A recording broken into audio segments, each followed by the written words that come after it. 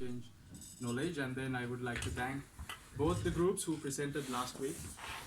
The first group presented about the epidemiology and the risk factors of dental caries, and the second group presented about the epidemiology and the risk factors of periodontal diseases. Both the groups did a good job. Well done. So I would like to start with a good round of applause for that. Today, this presentation is going to be a continuation of the first presentation. We will be speaking about primary and the secondary prevention of dental caries. Before we jump into topic, I would like to start with something which took my attention. So this map shows the country-wise cumulative prevalence of top 5 oral diseases. Geographically, it shows Southeast Asian countries and West Pacific countries have the highest number of cases. Initially, I thought these cases are due to lack of preventive methods or lack of treatment methods. But last week, as Professor said, it can be due to the increased number of screening activity, which is a good thing. On the next slide, we can see the table that shows top 5 countries with the highest prevalence for each disease. China, India, United States have the highest cases, and then when we consider the economical impact, I saw annually there's a direct cost of $387 billion spent, and then indirectly there was another expense of $323 billion spent. And I calculated all the cases together sum up to 4 billion cases, and from all those 4 billion cases, 2.5 billion cases are related to dental caries. So I was wondering, we are considering dental caries as a non-life-threatening condition, but still we have 2.5 billion people affected by caries. I can assure, although dental caries is not a life-threatening disease, it's for sure a lifestyle-threatening condition. Because for the past 3 years, I had problems, and I know how life changes with this kind of a condition. So we need to give our attention in order to prevent this disease, because it's 100% preventable. So Andreas last week revised with the definition. So these are the definitions according to Fejesco in 1997 and Pitts 2017.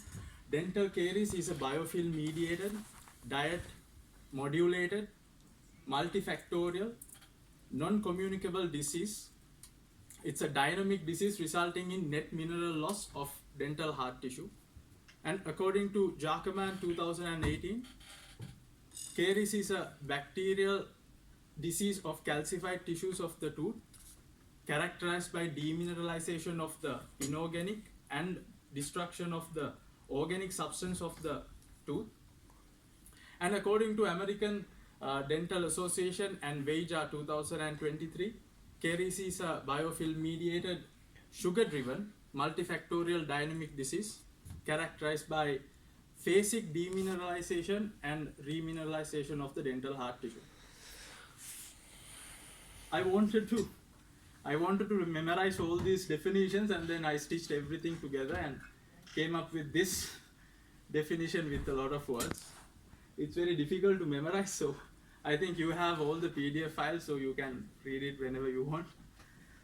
Out of all these words, the most important part is caries is a multifactorial disease.